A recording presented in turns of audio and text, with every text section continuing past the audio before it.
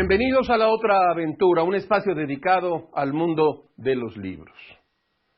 La humanidad ha vivido asolada por enfermedades desde el inicio de su historia. Epidemias y pandemias han aparecido y desaparecido de manera cíclica en el transcurrir de los siglos. Hace apenas unas semanas el mundo entero se ha puesto en alerta por el coronavirus. Resulta, déjeme que le cuente, que Dean R. Koontz, en un libro publicado en el año de 1981, escuche usted bien, Los ojos de la oscuridad, planteó como tema secundario un arma biológica denominada virus Wuhan 400, como usted lo oye, que irrumpe en el mundo alrededor del año de 2020 y que se propaga desde un laboratorio de China. Si leemos con atención, no solo este autor, sino otros libros podrían considerarse anticipatorios y algunos de ellos de mucho más calidad literaria que la novela de Koontz. Hoy vamos a hablar de pandemias y letras, epidemias y literatura, libros en donde usted podrá ver con gran claridad cómo se comportó la sociedad, las familias, los personajes. Quédese aquí con nosotros. Les recuerdo como todas las semanas que fue Adolfo Bioy Casares quien escribió que leer era la otra aventura y que la primera era probablemente la vida misma. Estamos pues en la otra aventura.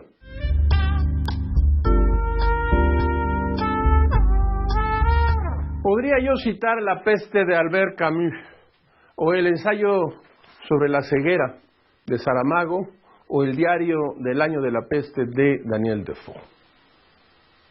Déjeme que recuerde aquellos días de los cuales usted también se va a acordar, los cuales la influenza, el H1N1, brotó en la Ciudad de México, en México. La vida en la ciudad, bajo la sombra ominosa de la influenza, ofrecía cada día escenas extraordinarias. No la menos impresionante de ellas ocurrió, déjeme que le cuente, en un puesto de comida callejera, en los famosos tacos del Richard, una camioneta cuya cajuela hace las funciones de cocina. Las autoridades se habían esmerado en ponerle un cerco sanitario al nuevo virus, pero se sabe que hay pasiones irrefrenables que gobiernan el alma. Yo lo vi, nadie me lo contó. Ante las ollas de comida, por cierto, los tacos del Richard son reputados en la zona en la que vivo como uno de los mejores de América Latina, un hombre pidió unos de maciza con su salsa. El Richard lo preparó con sus propias manos. Le puso una cucharada de roja, que dicen los enterados es brava como un Miura, y lo puso en el plato de plástico.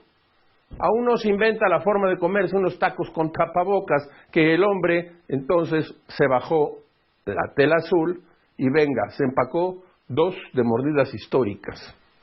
Acto seguido y de inmediato se volvió a poner el cubrebocas sobre la cara para protegerse de cualquier insalubridad. Casi lo abrazo y lo beso, esa es la verdad, pero han recomendado que el beso no es lo correcto en estas épocas de contagio. Y yo cumplo al pie de la letra con las advertencias sanitarias.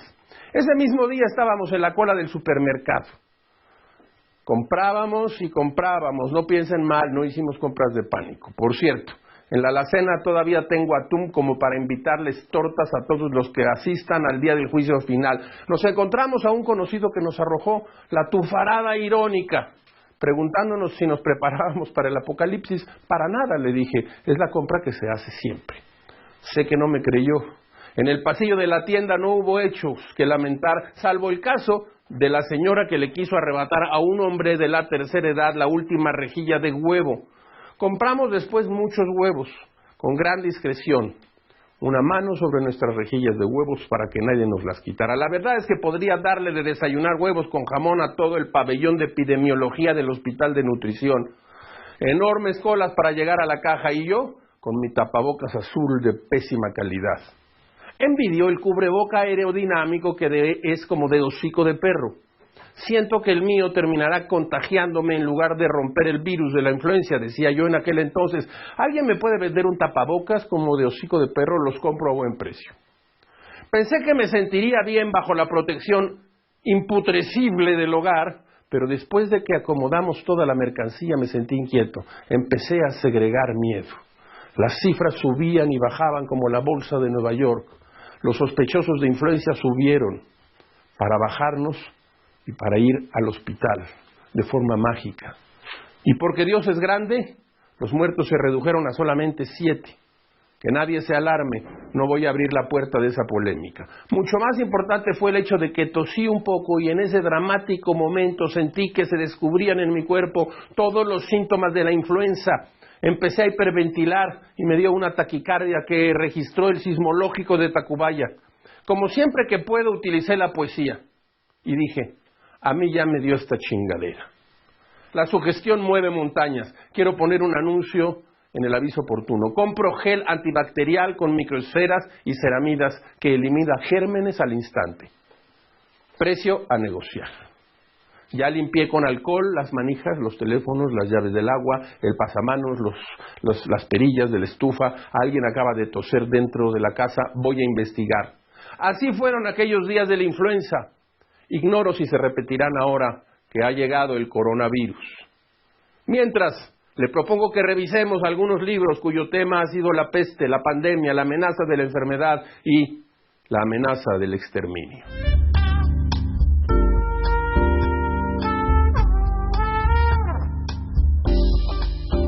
Daniel Defoe escribió este diario, el diario del año de la peste, que tengo en una versión íntegra en traducción directa al español en la editorial Verbum. 1722.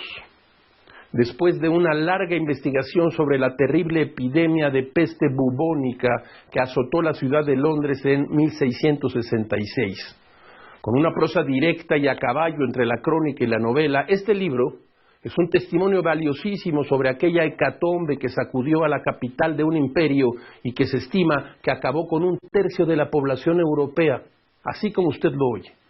Era una época en la que curanderos y charlatanes se hinchaban de dinero engañando a la gente con remedios sin saber que esto, el acercamiento a los enfermos, les causaría la muerte inevitablemente.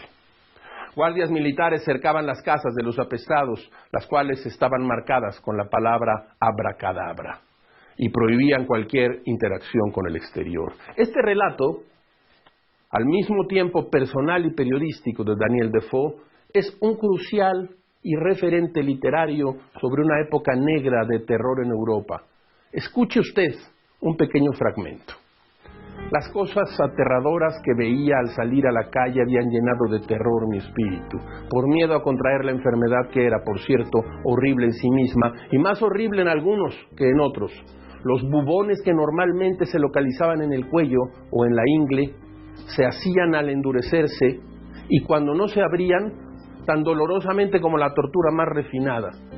Algunos desventurados, incapaces de soportar el tormento, se arrojaban desde lo alto de los balcones o se pegaban un tiro, o se destruían por cualquier otro medio. Otros, sin poder contenerse, lanzaban gritos de incesante dolor y sus gemidos tan fuertes, tan lastimosos, atravesaban los corazones de quienes los oían pasar por la calle. Ahora déjeme que le cuente de este otro libro. Kurt Vonnegut describe la desaparición de la humanidad en su novela Galápagos. Todo empieza con una crisis económica mundial unida a una epidemia asintomática que provoca la muerte prematura de los óvulos. Primero desaparece el sistema político y social y luego desaparece la humanidad, a excepción de un grupo de humanos que representa la vanidad, el despilfarro, la violencia, la estupidez, el egoísmo, la arrogancia y la falsa inteligencia. El autor se vale del fin del mundo para criticar de manera feroz, pero también divertida en ocasiones, los estragos que la humanidad comete contra sí misma. El sueño de la aldea, Ding, de Yang Lianke, narra a través de la ficción la desgarradora historia de gente pobre que, alentada por el gobierno, vendió su sangre. El narrador es un niño muerto de 12 años, a través del cual conocemos las tragedias personales de toda una aldea. China fomentó la venta de sangre en la década de los 90 del siglo pasado. Las autoridades locales y la Cruz Roja alentaron a la población a enriquecerse a través de la venta de su sangre. Por desgracia, nunca se tomaron las medidas higiénicas necesarias y mucha de esta gente, aldeas enteras, se enfermaron de SIDA y fueron abandonados a su suerte. Así como usted lo oye. La novela refleja la miseria, el abandono, la crueldad, pero también la solidaridad ante un fin inminente. De entre todos estos libros, si usted tuviera que leer uno, yo diría que tiene que ser El diario del año de la peste de Daniel Defoe.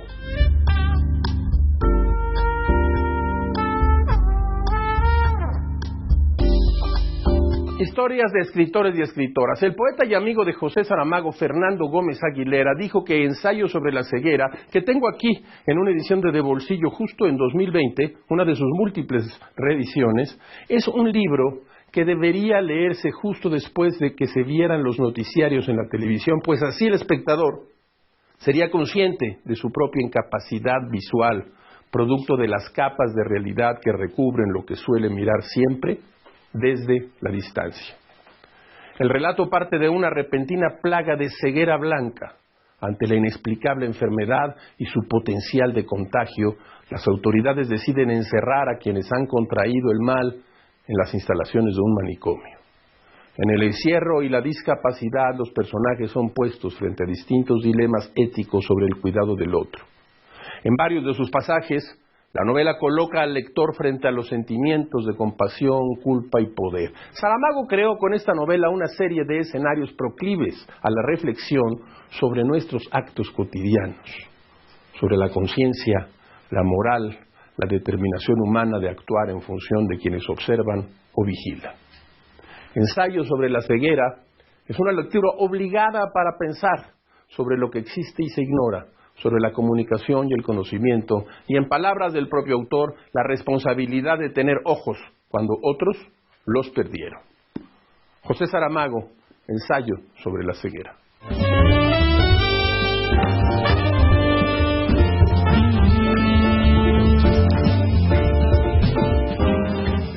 Grandes inicios, pasajes, citas. Les recuerdo que seguimos hablando de epidemias, pandemias, y libros y escritores que han tocado estos temas. Bucky Cantor, maestro de deportes y responsable de las actividades al aire libre de una escuela en Nueva Jersey, es el personaje de la novela Némesis de Philip Roth. Aquí lo tengo también en una nueva edición de Bolsillo, donde nos adentramos a la pequeña ciudad de Newark para conocer las tragedias cotidianas que han resultado de la epidemia de polio que tuvo lugar en el verano de 1944. Cantor asiste con rabia y estupefacción a la muerte de sus alumnos y es testigo de cómo la polio se apodera de los cuerpos de los niños y de las mentes de los adultos, quienes entran en un círculo de ira y paranoia que comienza a repartir culpas y hace patente la podredumbre de una sociedad, la sociedad estadounidense. La poliomielitis, algunos de ustedes tendrán edad para recordarla, es una enfermedad infecciosa que ataca al sistema nervioso central y su contagio suele ser asintomático. Causa inflamación en las neuronas de la médula y el cerebro y conduce a la atrofia muscular, parálisis y a la deformidad.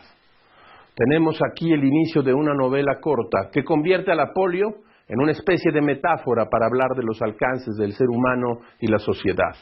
Némesis de Philip Roth. Como los vagoneros de las letras, les traemos aquí el inicio de esta gran novela.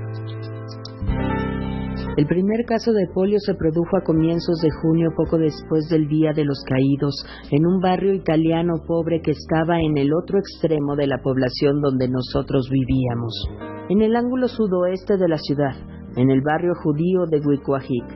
Apenas nos enteramos, como tampoco oímos hablar de la siguiente serie de casos desperdigados por casi todos los barrios de Newark excepto el nuestro.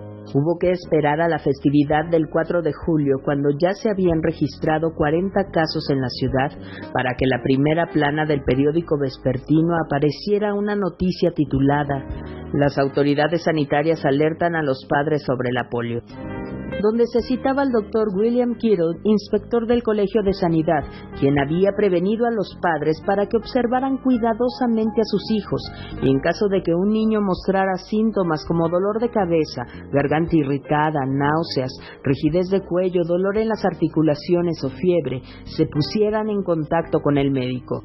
Aunque el doctor Kittle reconocía que 40 casos de polio eran más del doble de los que solían producirse al comienzo de la temporada, quería dejar claro que aquella ciudad de 492,000 habitantes en modo alguno sufría lo que podía considerarse una epidemia de poliomielitis.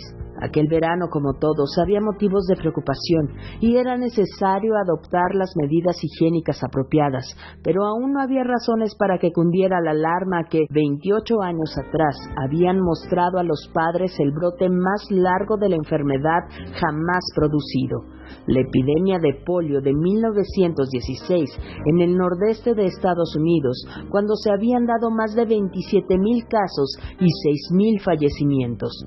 Ahora bien, incluso en un año en el que el número de casos era habitual, cuando los riesgos de contraerla eran mucho menores que en 1916, la polio, una enfermedad paralizante que dejaba al niño permanentemente impedido y deforme o incapaz de respirar fuera de un recipiente metálico cilíndrico, un respirador artificial llamado pulmón de acero, o que podía conducir desde la parálisis de los músculos respiratorios hasta la muerte, causaba a los padres de nuestro barrio una considerable aprensión y alteraba la tranquilidad de los niños que gozaban de vacaciones veraniegas y podían pasarse el día hasta bien entrado el crepúsculo jugando al aire libre.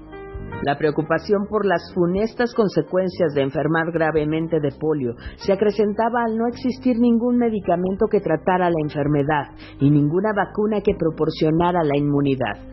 La polio o parálisis infantil, como se llamaba cuando se creía que la enfermedad infectaba sobre todo a niños de corta edad, podía atacar a cualquiera y sin ninguna razón aparente. Aunque quienes la padecían eran generalmente niños o adolescentes hasta los 16 años, también los adultos podían resultar gravemente infectados, como le había ocurrido al entonces.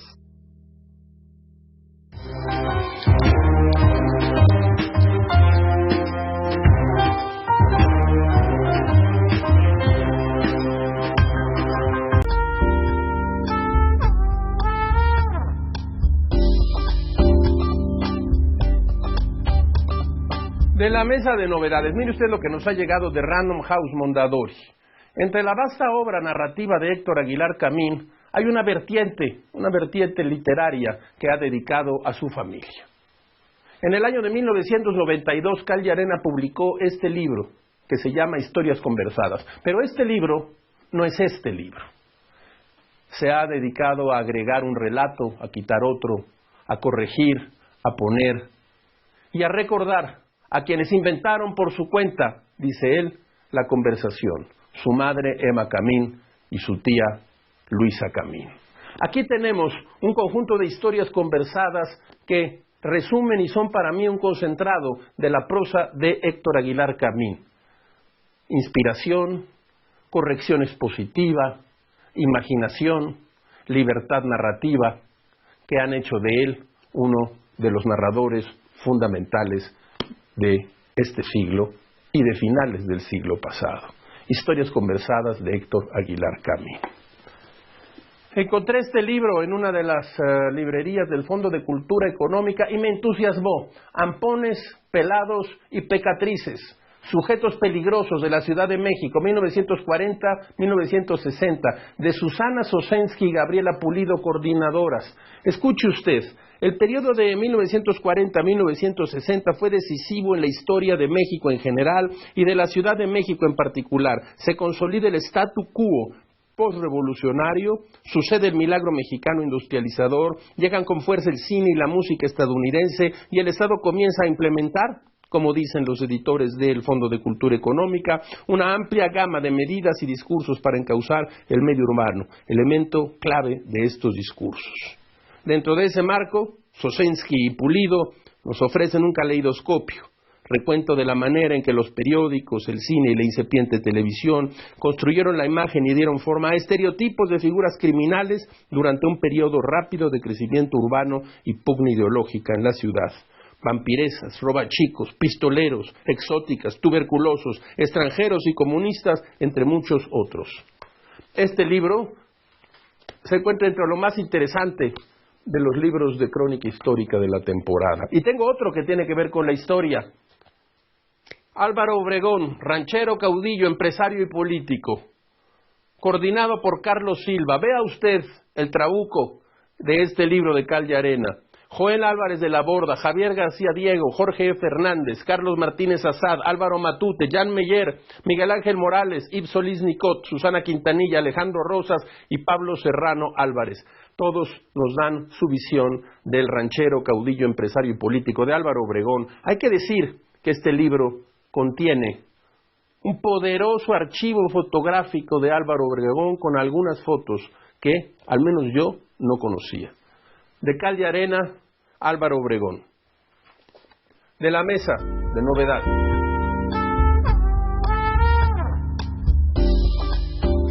El cuento de ciencia ficción La peste escarlata, escrito por Jack London, tengo yo aquí esta edición de Espuela de Plata, La peste escarlata y otros relatos, sucede alrededor del 2073, a 60 años de que la enfermedad bautizada con ese nombre acabara con la inmensa mayoría de la población.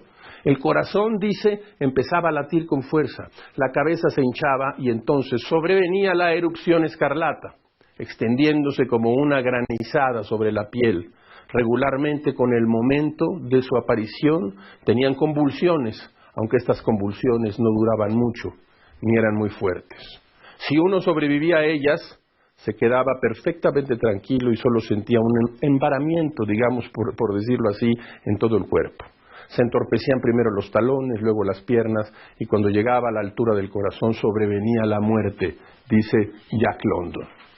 La historia gira en torno a James Howard Smith, a quien sus 3 nietos conocen solamente como abuelo, ya que su vocabulario es prácticamente nulo y su habla es más bien similar a un gruñido. Como uno de los únicos sobrevivientes de la pandemia, el abuelo narra a sus nietos salvajes la historia de la peste que acabó con la civilización. Este viejo sucio, mal vestido, con la piel de cabra y errando por el desierto primitivo, recuerda el año 2013, cuando el hombre comenzó su retroceso hacia la crueldad de la condición primitiva. De eso trata este libro. Este cuento, reunido en una antología del mismo nombre, es un relato fascinante que no deja un solo instante al lector por comparación entre 2 mundos muy distantes, la tranquilidad de la vida después del apocalipsis y los días en que ha sobrevenido la crisis que acabó con la civilización. Y hablando de apocalipsis, mire usted el libro que tengo aquí, Stephen King, Apocalipsis, ediciones de bolsillo.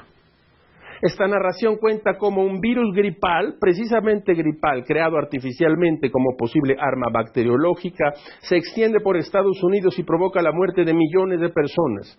Los supervivientes tienen sueños comunes, en los que aparecen una anciana y un joven. La mujer anciana los incita a viajar a Nebraska para combatir a Randall Flagg, un abominable personaje que encarna las fuerzas del mal y posee un arsenal nuclear. Stephen King es un escritor mucho mejor de lo que todos suponemos. Apocalipsis.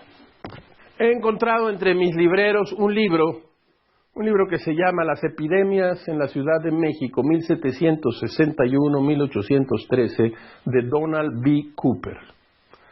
Es una edición del Instituto Mexicano del Seguro Social que dudo que se pueda conseguir, pero déjeme que le diga de qué trata y qué es lo que nos dice este autor en el prólogo de su libro. Dice lo siguiente: las epidemias son un fenómeno conocido por la humanidad desde tiempo inmemorial, y sus efectos devastadores han sido experimentados por una generación tras otra.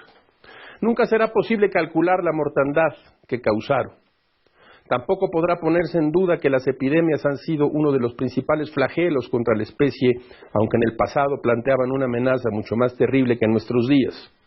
En pocas ocasiones existieron medios de defensa efectiva contra ellas y toda clase de gente, jóvenes y viejos, ricos y pobres, sucumbían ante su potencia. Ni siquiera hoy, y a pesar de su progreso, la medicina moderna ha podido librar totalmente a la humanidad de la amenaza representada por ellas. Así las cosas, y entonces, las 5 epidemias que trata este autor se presentaron en estos años: 1761-62, 1779-80, 1784-87, 1797-98 y 1813. ¿Cuáles son esas epidemias? Se preguntará usted. Déjeme que le diga cuáles son, entre otras. El tifo y la viruela, socios en la muerte. Desde luego, la viruela, una vez más, La palabra aterradora de 1797, los preparativos ante la inminente crisis, la epidemia que comenzó y el año de las fiebres misteriosas en el año de 1813. Este estudio debería reeditarse a la brevedad porque es parte de nuestra historia, parte de la historia de las epidemias en la Ciudad de México, de Donald B. Cooper.